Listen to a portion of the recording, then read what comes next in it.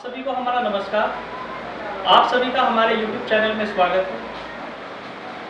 तो जैसा कि आप लोग जानते हैं कि भारत देश में एक खेल के प्रति एक एनवायरनमेंट नहीं है जो सही तरीके का एनवायरनमेंट होना चाहिए, और लोग कहीं ना कहीं इतने युवा होने के बावजूद, इंडिया में सबसे ज़्यादा युवा हैं, कहीं ना कहीं जो युवा है वो पिछड़ रहा है, वो खेलों की ओर आकर्षित नहीं हो पा रहा है। तो उन सबको प्रोत्साहन देने के लिए कहीं ना कहीं किसी न किसी गुरु की आवश्यकता होती है। तो आज हमारे बीच एक ऐसे ही गुरु उपस्थित हैं, श्री हरदयाल जी। तो आज हम उनसे बातचीत करेंगे और उनका भी मत लेंगे कि क्या उनकी सलाह है आजकल के युवाओं के बारे में जो खेल के प्रति जागरूक नहीं है या जो गलत संगति में है। तो शुरू करते हैं हम श्री हरदयाल जी से। नमस्कार सर, आपका स्वागत है हमारे चैनल में। नमस्कार। नमस्कार। तो सर, सबसे पहले आप हमें अपने बारे में कुछ बताइए। जय हिंद, जय भारत। मैं हरदयाल राय उत्तर प्रदेश राज्य के मेरठ जिले में कस्बा भैंसुमा का निवासी हूँ। मैं वर्तमान में स्पोर्ट्स कोटे से भारतीय रेलवे में कार्यरत हूँ और मैंने जैसे प्रारंभिक में होता है अपने गांव से अपनी जर्नी शुरू की। अपने गांव की इन्हीं सड़कों से अपनी जर्नी शुरू की थी। मैं प्रारंभ में एक आर्मी की तैयारी के लिए मैं लगा था। जब आर्मी की तैयारी के हम लोगों ने की, साथ में तैयारी करते करते फिर हमें एक अपॉर्चुनिटी मिली कि एक कोई डिस्ट्रिक्ट लेवल पे एक टूर्नामेंट हो रहा है। उस टूर्नामेंट में हमने प्रतिभाग किया। डिस्ट्रिक्ट टूर्नामेंट में प्रतिभाग करने के बाद हमारा सिलेक्शन स्टेट लेवल, राज्य लेवल के जो लिए हमारा सिलेक्शन हो गया और वहीं से हमारी स्पोर्ट्स की जर्नी शुरू हुई और हमने अपने इसी गाँव की सड़कों से दौड़ दौड़ के हमने अपना स्पोर्ट्स में अपना कैरियर बनाया। तो सर, मैं आगे इसी बात को बढ़ाता हूँ। जैसे आप भारतीय रेल में कार्यरत हैं, तो कहीं ना कहीं एक ऐसा एनवायरनमेंट है, लोगों की मानसिकता है कि अगर आप स्पोर्ट्स कोई भी स्पोर्ट्स में आप हैं तो कहीं ना कहीं आपकी गवर्नमेंट जॉब लगी जाएगी। तो ये जो मानसिकता है, हम देखते हैं कि फॉरेन कंट्रीज़ में कुछ ऐसी मानसिकता नहीं है, और इंडिया में जो मानसिकता है, क्या ये सही है? या अगर इसको हम थोड़ा सा चेंज करें मानसिकता को, तो हम कैसे चेंज कर सकते हैं? स्पोर्ट्स कोटा केवल जॉब के लिए नहीं है, स्पोर्ट्स एक भावना है देश के लिए। ये शुभम जी बिल्कुल सही बात है। ये अब मैं समझता हूँ अब ये धारणा धीरे धीरे बदल रही है। हमारे समय में ये धारणा बिल्कुल सही बैठती थी।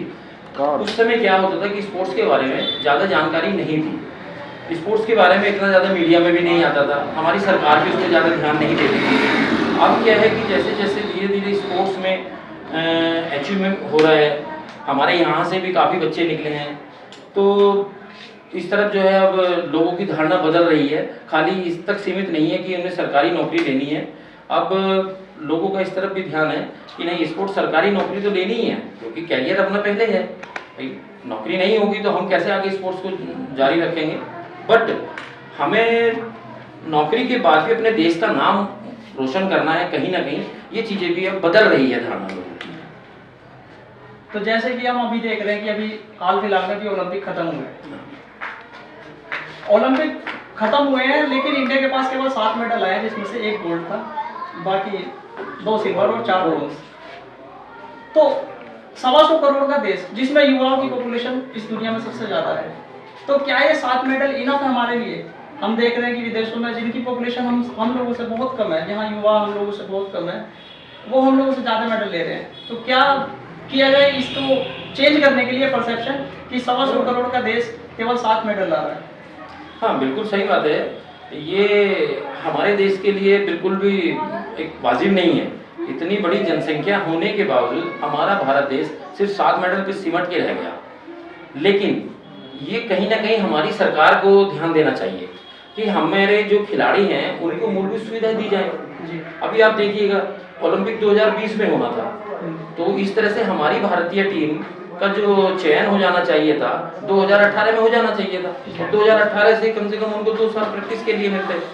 2020 में ना हो करके कोविड के चलते 2020 में ओलंपिक नहीं हुआ, वो 2021 में हुआ। अभी मैं आपको बताता हूँ 23 अगस्त से ओलंपिक शुरू होना था। 15 मार्च को एक सीनियर फेडरेशन का पटियाला में हुआ था, वहाँ से भी कुछ खिलाड़ी योगा हमारा सिलेक्शन हुआ ओलंपिक के लिए, तो कहाँ से मेडल आ जाएगा? तो सरकार को ध्यान देना चाहिए कि जो ओलंपिक को ध्यान में रखते हुए जो हमारे खिलाड़ी हैं उनका चयन, जैसे अभी हमारा ओलंपिक हो गया जापान में, अब अगला ओलंपिक 3 साल बाद पेरिस में पेरिस है, में। तो हमारी टीम अभी से एक ए टीम तो हमारी तैयारी कर सकती है ना ओलंपिक के लिए। हम क्या है कि 20 दिन पहले या 1 महीना पहले या 2 महीने पहले या 6 महीने पहले भी उनकी हम सिलेक्शन होता है, तो क्या 6 महीने में ओलंपिक में मेडल आ सकता है? ऐसा संभव है? ये हमारी सरकार को सोचना चाहिए कि ओलंपिक में ध्यान रखते हुए उनका 2 या 3 साल प्रॉपर उनको तैयारी की जाए, क्योंकि इससे बड़ा कोई टूर्नामेंट इस दुनिया में दुनिया का सबसे बड़ा टूर्नामेंट है। तो ये सरकार को ध्यान देना चाहिए। तो जैसा कि आप भी एक पूर्व एथलीट रह चुके हैं, अभी वर्तमान में आप कोच हैं, तो किसी भी स्पोर्ट्स पर्सन के लिए कोच की भूमिका क्या होती है? देखिए, किसी भी फील्ड में बिना गुरु के आपको रास्ता नहीं मिल सकता। मेरा अपना ये मानना है, क्योंकि जब हमने स्पोर्ट्स किया है तो हमने भी गुरु बनाए, हमारे भी गुरु रहे। आप चाहे शिक्षा में चले जाएं, वहाँ भी गुरु की जरूरत है। इस खेल के मैदान में आ जाएं, वहाँ भी एक गुरु की जरूरत है। तो बिना गुरु के, बिना कोच के आप अपनी मंजिल तक नहीं पहुँच सकते। बहुत बड़ा, अभी आप देखिएगा ओलंपिक में अभी मेडल आए हैं हमारे देश के, 7 मेडल आए हैं। ये आप कितना बड़ा ड्रॉप है, आप इसको देख भी रहे होंगे। जिन खिलाड़ियों के मेडल आए हैं वो हमारे देश की सेलिब्रिटी हो गए हैं। हमारी सरकार भी ध्यान दे रही है, हमारी भी कुछ प्राइवेट एजेंसीज हैं वो भी ध्यान दे रही हैं। मतलब हर कोई उन खिलाड़ियों को गुणगान कर रहा है। अच्छी बात है, ये बड़े गर्व की बात है हमारे देशवासियों के लिए कि हम खिलाड़ियों जो मेडल लेकर आए हैं, परंतु उस मेडल में जितना योगदान खिलाड़ी का है, मैं समझता हूँ उतना ही योगदान एक कोच का भी है। तो उस कोच को भी साथ रखना चाहिए ना, उस कोच को भी वही महत्व मिलना चाहिए। लेकिन नहीं, मैं समझता हूँ बहुत सारे हमारी देश की जनता को ये भी नहीं पता होगा कि नीरज चोपड़ा का कोच कौन रहा है जी। खाली वो 2 साल के लिए, 1 साल के लिए हमारे फॉरेन कोच आ गए तो पता लग गया। जो उनके इंडियन कोच है पता ही नहीं किसी को।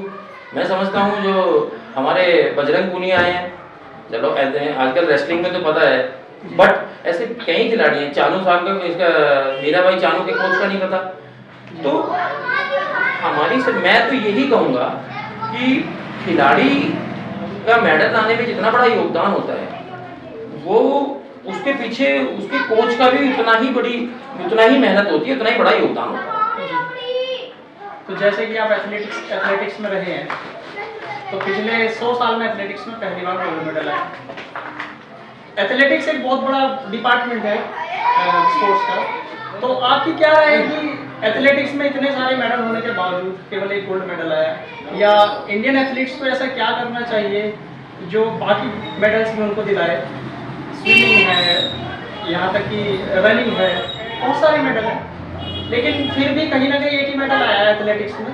तो इसके लिए आपकी क्या सुझाव है हमारे नए जो प्लेयर्स हैं, नई पीढ़ी जो है उनके लिए? देखिए, ऐसा है 100 साल में नहीं, मुझे लगता है कि एथलेटिक्स में 121 साल बाद होना है।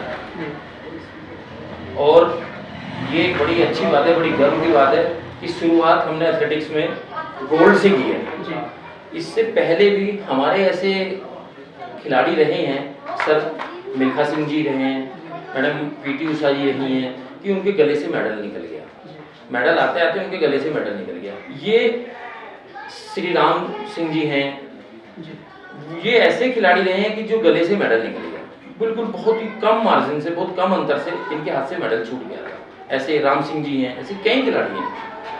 परंतु अब मुझे लगता है कि ये जो नीरज चोपड़ा का गोल्ड आया है, कि इससे शायद एक मेडल लाने का एक रास्ता खुला है और बच्चों को एक अच्छा मोटिवेशन मिलेगा। मैं फिर वही कहूँगा जो आपके पहले क्वेश्चन में मैंने जवाब दिया था कि सरकार को जरूर ध्यान देना चाहिए। मैं बता रहा था कि 4 महीने पहले अगर सिलेक्शन होगा ओलंपिक के लिए तो कैसे मेडल लाएंगे। द्युति चंद जैसी खिलाड़ी का 4 महीने पहले सिलेक्शन हो रहा है। उसके अलावा और ऐसे कई खिलाड़ी हैं जिनका, अन्नू रानी हमारे मेरठ से जैवलिन थ्रो में गई, वो फेडरेशन कप से उसका सिलेक्शन हुआ है। सीमा पुनिया मेरठ से गई, उसका फेडरेशन कप 4 महीने पहले ओलंपिक के लिए सिलेक्शन हो रहा है। तो मैं समझता हूँ कि 4 महीने में ओलंपिक में मेडल नहीं लाया जा सकता। तो और फिर हम खिलाड़ियों को भी एक पूरी एकाग्रता से ओलंपिक में ध्यान रख के मेहनत करनी चाहिए। तो अगर ऐसा नहीं है कि मेडल दूर है, अब मेडल दूर नहीं लगते हैं। ओलंपिक में मेडल लाना हमारे लिए अब दूर नहीं है।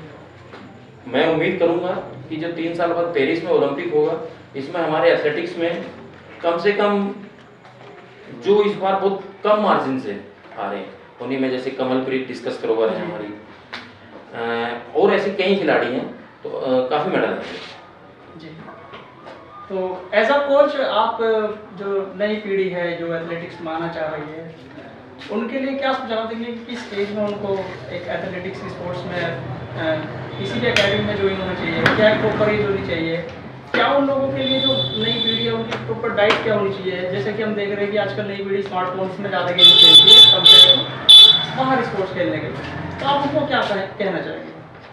नहीं, आपने बहुत अच्छा क्वेश्चन किया कि किस एज में हमें बच्चे को स्पोर्ट्स में लगाना चाहिए, डालना चाहिए। हमारे यहाँ हिंदुस्तान में आज भी ये धारणा है, गांव में तो मैं देखता हूँ, चूँकि मैं गांव में पिछले 3 साल से पूरी तरह लगा हुआ हूँ, कि जब तक बच्चा मेरा 10वीं नहीं कर ले, 10वीं पास नहीं कर ले, तब तक हमें उसे स्पोर्ट्स नहीं कराना। और बच्चा अगर 17 साल या 18 साल की उम्र में स्पोर्ट्स करेगा तो क्या उससे आप उम्मीद रखते हैं? मैं कहता हूँ बच्चे को 12 साल की उम्र से आपको ग्राउंड पे शुरू कर देना चाहिए। शुरू तो कर देना चाहिए, जिसको अगर स्पोर्ट्स कराना है अपने बच्चे को टैलेंट को देखते हुए 10 साल की एज में बच्चे को ग्राउंड पे जाना चाहिए, लेकिन 12 साल की एज से उसको प्रॉपर स्पोर्ट्स में डाल देना चाहिए। हमारे यहाँ जो ये धारणा है कि भाई 18 साल का हो जाए या 10वीं कर ले या 12वीं कर ले उसके बाद हम स्पोर्ट्स में उसको डालेंगे, नहीं। मेरे ध्यान है, मैं आपको बता दूँ एक किस्सा। हमारे इस गाँव से राष्ट्रीय अंतर्राष्ट्रीय स्तर के खिलाड़ी काफ़ी निकले हैं जी। उसी में एक मेरे ही चाइल्डहुड फ्रेंड है कुलदीप कुमार, वो 2002 Asian games, Busan Asian games खेलने गया। बुसान एशियन गेम्स में 1500 मीटर में जब पार्टिसिपेट किया तो जो फर्स्ट बंदा आया था वो आई थिंक तेहरान का, वो 10th क्लास का बच्चा था। अच्छा। अब आप देखिएगा 10th क्लास का बच्चा एशियन गेम्स में गोल्ड ले रहा है जी। और हमारे यहाँ कहते हैं कि 10th के बाद हम स्पोर्ट्स शुरू करेंगे। तो ओलंपिक्स में भी हम देखते हैं कि 13 आपको साल के पता है? बच्चे, 15 साल के Yes, बच्चे गोल्ड ले जा रहे हैं। सबसे कम एज का इस बार ओलंपिक में 13 साल के बच्चे ने मेडल लिया है ओलंपिक में। जी। तो हमारे हिंदुस्तान में ये धारणा बनी हुई है कि नहीं, हमारा बच्चा 10वीं कर लेगा, 12वीं कर लेगा, उसके बाद हम ये स्पोर्ट्स में डालेंगे। वही चीज़ है कि स्पोर्ट्स को हम इतना सीरियस नहीं लेते हैं जी। और शायद ये धारणा कहीं ना कहीं गलत है। जी। मैं उसी धारणा को, मैं और हमारे जो साथी हैं, क्योंकि हमारे यहाँ से मैं फिर कहूँगा राष्ट्रीय अंतर्राष्ट्रीय स्तर के खिलाड़ी काफ़ी निकले हैं, जैसे मैंने बताया अभी कुलदीप के बारे में। उसी में एक अभाव रहा है। अभाव मीन्स हमारे यहाँ वो सब सुविधाएं नहीं हैं। हमारे इस गांव में सुविधाओं के अभाव में भी हमारे यहीं से इंडियन वॉलीबॉल टीम कैप्टन भी यहीं से बना जी।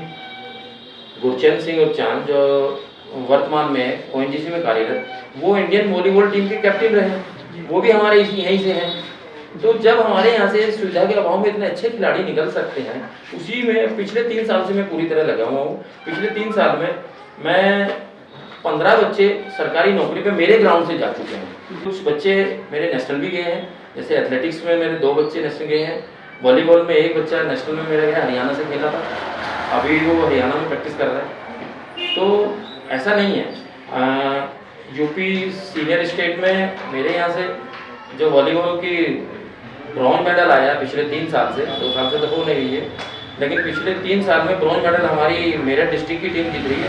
उसमें 2 खिलाड़ी हमारे इसी कस्बे के रहते हैं। तो उसी धारणा को हम मिटाने के चक्कर में लगे हुए हैं, और ऐसा नहीं है, लोग समझ भी रहे हैं, अब लोग अपने बच्चों को भेज भी रहे हैं। मेरे पास अभी में वर्तमान में अभी आप मैदान में जाएंगे, लगभग 50 से 55 बच्चे तैयारी कर रहे हैं। उनमें अंडर 14 भी है, अंडर 16 भी है। बिल्कुल, उन्होंने बहुत सही समय पे स्टार्ट कर दिया। तो आ रही है, धीरे धीरे जागरूकता आ रही है, ऐसा नहीं है। तो सर जैसे कि हम देखते हैं कि एक स्पोर्ट्स का कल्चर फिर भी गांव में एक ठीक ठाक लेवल पर होता है। गांव में बहुत सारे बच्चे जो होते हैं वो स्पोर्ट्स की तरफ आकर्षित होते हैं, लेकिन कहीं ना कहीं सुविधाओं का अभाव उनके लिए कुछ ना कुछ एक नेगेटिव पॉइंट होता है। तो आप सरकार से क्या गुजारिश करना चाहेंगे इस मामले में? ये आपने बहुत अच्छा सवाल पूछा ज़रूरी, ये बहुत ज़रूरी है। देखिए, गांव में स्पोर्ट्स का कल्चर तो उतना अच्छा नहीं होता, मेरा अपना ये मानना है। गांव में जो बच्चा आता है वो आता है पहले कि मुझे आर्मी की भर्ती में जाना है या मुझे किसी राज्य पुलिस की भर्ती की तैयारी के लिए आता है। तो उसी से करते करते एक दो बच्चा स्पोर्ट्स की तरफ निकल जाता है। जी। तो मैं तो ये कहूँगा कि सरकार को गांव की तरफ खेलों को लेकर के बहुत ज़्यादा ध्यान देना पड़ेगा, क्योंकि जो खेल है वो हमारे गांव में बहुत ज़्यादा बसा है, क्योंकि हमारे गांव की मिट्टी, गांव का खान पीन इस तरह का होता है और बहुत स्ट्रॉन्ग होता है। तो जो खिलाड़ी है वो गांव से ज़्यादा है, लेकिन यहाँ सुविधाएं नहीं है। अभी मान लीजिए जब हम प्रैक्टिस करते थे, हमने इन्हीं गाँव की सड़कों पे दौड़ दौड़ के स्पोर्ट्स किया है। जैसे मैंने बताया, इन्हीं गाँव की सड़कों पे दौड़ करके एशियन गेम्स खेले, इन्हीं गाँव की सड़कों पे खेल के इंडियन वॉलीबॉल टीम के कैप्टन बने, इन्हीं गांव की सड़कों पे दौड़ दौड़ के नेवी में गए, रेलवे में गए, आर्मी में गए, स्पोर्ट्स में अपने देश का नाम रोशन किया, अपने राज्य का नाम रोशन किया। लेकिन वो सुविधाओं का अभाव आज भी चला आ रहा है। अभी भी सरकार को क्या करना चाहिए कि हर 20 से 25 किलोमीटर पे एक स्टेडियम जरूर बनाना चाहिए, एक खेल मैदान डेवलप करना चाहिए। उसमें जो एक बहुत अच्छा कोच है, जो प्रशिक्षित कोच है NIS होल्डर, वो कोच छोड़ना चाहिए। अगर NIS कोच सरकार नहीं छोड़ती है, वहाँ का जो एरिया का जो अच्छा कोई पुराना खिलाड़ी रहा हो राष्ट्रीय या अंतर्राष्ट्रीय स्तर का, उसको जिम्मेदारी देनी चाहिए उनको कि भाई आप इनको प्रैक्टिस कराएं और आपका कुछ मासिक भत्ता 25 से 30 हज़ार रुपये मासिक भत्ता आपका तय कर दिया जाएगा, वो सरकार उनको दे। तो वो अपना पूरी आत्मीयता से पूरी तरह से उन बच्चों को प्रैक्टिस कराएं। और जब तक ग्राउंड नहीं होंगे, जब तक अच्छा कोच नहीं होगा, अच्छा प्रशिक्षक नहीं होगा, जब तक खेल का स्तर नहीं सुधर सकता। जी। अभी आप देखिएगा, मैं यहाँ पे पिछले 3 साल से फ्री ऑफ कॉस्ट बच्चों को ट्रेनिंग दे रहा हूँ। उसमें कुछ भर्ती वाले बच्चे भी हैं, उसमें कुछ स्पोर्ट्स के बच्चे आते हैं। लेकिन चूंकि मैं तो रेलवे में नौकरी कर रहा हूँ, मैं टाइम निकाल के 2-2.5 घंटा सुबह, 2-2.5 घंटा शाम को उन बच्चों को दे देता हूँ, क्योंकि मुझे रेलवे वेतन दे रही है, मेरा परिवार रेलवे के वेतन से चल रहा है। लेकिन मेरी जगह कोई अगर ऐसा पुराना खिलाड़ी आ जाए कि उसके पास नौकरी भी नहीं है, वो कैसे बच्चों को ट्रेनिंग फ्री ऑफ कॉस्ट दे देगा? वो कैसे, उसका घर कहाँ से चलेगा?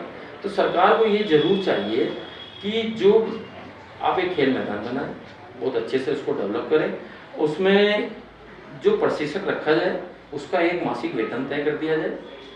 जैसे हमारे मुख्यालय, जिला मुख्यालय पे जो वहाँ पे कोच रखे हुए हैं, उनकी की तरह इनमें भी एक प्रशिक्षक रखा जाए और उनको मासिक वेतन कर दिया जाए। तभी इस खेल को हम ऊपर लेके जा सकते हैं। इसी में जैसे सरकार की सुविधाओं के, सरकार को क्या सुविधाएं देनी चाहिए। अब देखिए, खिलाड़ी सरकार से अपनी मांग नहीं रख सकता, वो सरकार के सामने अपनी मांग रखे या ग्राउंड पे जाके प्रैक्टिस करे। इसी के लिए हमारा एक संयुक्त खेल मोर्चा बना है। वो जो हमारा संगठन है, काफ़ी बड़ा संगठन है। जितने भी खिलाड़ी हैं, वो किसी भी गेम के खिलाड़ी हैं, संयुक्त खेल मोर्चा उनको सबको एक प्लेटफॉर्म पे लाने का काम कर रहा है। और संयुक्त खेल मोर्चा ने सरकार से हमारे खिलाड़ियों के लिए जो सुविधाएं चाहिए, या हमारे जो गांव में क्या क्या सुविधाएं होनी चाहिए एक खिलाड़ी के लिए, वो सब संयुक्त खेल मोर्चा ने जो है सरकार से मांग कर रही है और आगे भी मांग करेगी। मैं समझता हूँ ये पहली बार ऐसा हुआ है कि संयुक्त खेल मोर्चा जैसा कोई संगठन खिलाड़ियों के लिए बन के आया है, क्योंकि खिलाड़ियों के लिए आज तक किसी ने भी कोई मांग नहीं की है। तो मैं तो बार बार धन्यवाद करूँगा इस संगठन का कि खिलाड़ियों के लिए इन्होंने सोचा कि सरकार से क्या क्या हमें एक खिलाड़ी के लिए क्या क्या चीज़ों की जरूरत है। तो हरदयाल जी, आपका बहुत बहुत शुक्रिया हमसे बात करने के लिए और अपने अनुभव हमसे शेयर करने के लिए। आपका बहुत बहुत धन्यवाद। धन्यवाद। सभी भारतवासियों को अग्रिम बधाई कि हमने ओलंपिक में इस बार 7 मेडल जीते। सभी देशवासियों को उसके लिए बहुत बहुत बधाई और धन्यवाद। शुभम जी, धन्यवाद।